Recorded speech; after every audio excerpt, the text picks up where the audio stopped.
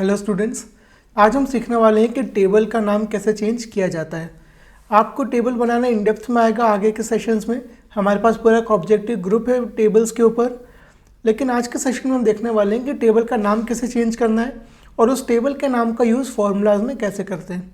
ठीक है, आपका टेबल के अंदर जो डिफ़ॉल्ट नाम होते हैं वो टेबल 1, टेबल 2, टेबल 3 इस तरह के होते हैं, पर आप चाहें तो अपना कस्टम नाम दे सकते हैं।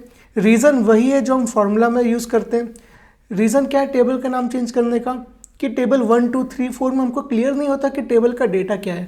तो अगर हम टेबल के डिफ़ॉल्ट नाम की जगह अपने खुद के नाम यूज़ करेंगे तो हमें क्लियर रहेगा कि टेबल में किस प्रकार का डेटा है। फॉर एग्ज़ाम्पल, हम यहाँ पे टेबल 4 लिखा है, इसको चेंज करके हम सेल्स रिकॉर्ड कर देंगे तो हमें पता रहेगा, नाम सुन के समझ में आ जाएगा कि इस टेबल के अंदर सेल्स का रिकॉर्ड है पूरा। ठीक है, तो आप टेबल 1, 2, 3, 4 की जगह अगर खुद अपना नाम देते हैं इसको, तो आपको डेटा को समझने में आसानी होगी। ठीक है, आप जाएंगे टेबल के अंदर डिज़ाइन टैब में। टेबल के ऊपर इन डेप्थ डिस्कशन हम करने वाले आगे के सेशंस में। तो आप जब टेबल के टूल्स वाले सेक्शन में जाएंगे तो एक नया टैब आता है डिज़ाइन टैब। उसमें आपको पहला ही ऑप्शन मिलेगा टेबल नेम का। टेबल नेम में आप देखेंगे टेबल 1, टेबल 2, टेबल 3 इस तरह के नाम होंगे। आपको इस पर क्लिक करना है। ठीक है, और आप इसके में जो भी नाम देना चाहते हैं टेबल को वो आप सिलेक्ट कर सकते हैं। कुछ रूल्स हैं आपके कि आप इसके अंदर स्पेस एंटर नहीं कर सकते और कुछ रिस्ट्रिक्शंस होते हैं। हम आगे जाके जब सेल का नाम चेंज करना सीखेंगे तो उनको इन डेप्थ में समझेंगे। अभी आप यहाँ पे कोई भी एक सिंपल सा नाम दे सकते हैं। कोशिश करें कि आप स्पेस की जगह अंडरस्कोर का ही यूज़ करें। ठीक है, क्योंकि हम जब नाम अपना कस्टम देते हैं तो हमें स्पेस एक्सेप्ट नहीं करता एक्सेल। तो आप यहाँ पर सेल्स अंडरस्कोर रिकॉर्ड लिख सकते हैं। ठीक है, जब आपने इसका नाम लिख दिया तो आप इस पर एंटर प्रेस कीजिए, आपके टेबल का नाम चेंज हो जाएगा। अब हम देखते हैं कि इसका यूज़ क्या है।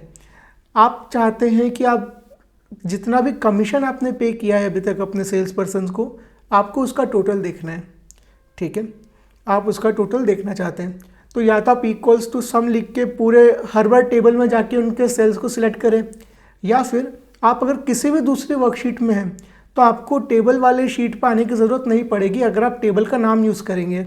जैसा आप इस इमेज में देख सकते हैं, हमने इक्वल्स टू सम लिखा और यहाँ पर सेल सिलेक्ट नहीं किया, हमने टेबल का नाम लिख दिया। सेल्स, जब आप सेल्स लिखेंगे तो सेल्स से रिलेटेड जितने भी नाम है सारे आ जाएंगे। हमारे यहाँ पे टेबल का नाम आ रहा है और एक सिंबल बना हुआ है टेबल का। देखिए ग्रिड लाइन कुछ बॉक्सेस बने, ये रिप्रेजेंट करता है कि ये सेल्स रिकॉर्ड टेबल का नाम है। आप देख सकते हैं सेल्स रिकॉर्ड के पास में एक छोटे से टेबल का आइकन बना है। तो जब आपका सेल्स लिखेंगे तो आपको ड्रॉप डाउन में टेबल का नाम आ जाएगा, आपको इस पर टैब दबाना है।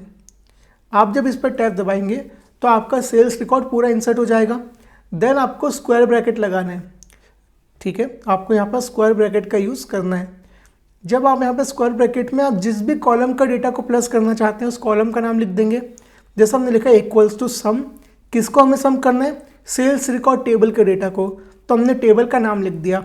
फिर हम स्क्वायर ब्रैकेट लगाएंगे। अब टेबल में किस में हमको ऑपरेशन परफॉर्म करना है, हमने कहा कमीशन नाम के कॉलम में, तो sales record square bracket commission, bracket बंद करके एंटर करेंगे जब हम, तो हमारे सेल्स रिकॉर्ड में जितना भी कमीशन होगा उस पूरे कमीशन का टोटल यहाँ पर आ जाएगा।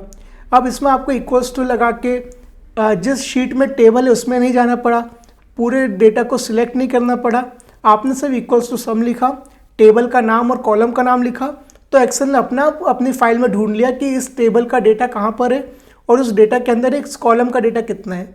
तो आपको मैन्युअली कुछ भी सिलेक्ट नहीं करना पड़ा, आपने बस अपना नाम लिखा, कॉलम का नाम लिखा और आपका टोटल हो गया।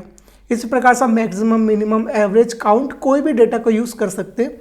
इसके अंदर कोई भी ऑपरेशन परफॉर्म करने के लिए सारे फंक्शंस का यूज़ आप टेबल का नाम के थ्रू कर सकते हैं। आप यहाँ पर टेबल 1, टेबल 2 भी यूज़ कर सकते थे, पर इससे आपको कन्फ्यूजन्स होते हैं, इसलिए अगर आप खुद का कस्टम नाम यूज़ करेंगे तो आपको ईजी रहेगा। ठीक है, आगे आने वाले सेशंस के अंदर हम स्पार्कलाइन और कंडीशनल फॉर्मेटिंग के बारे में पढ़ने वाले हैं। Thank you so much.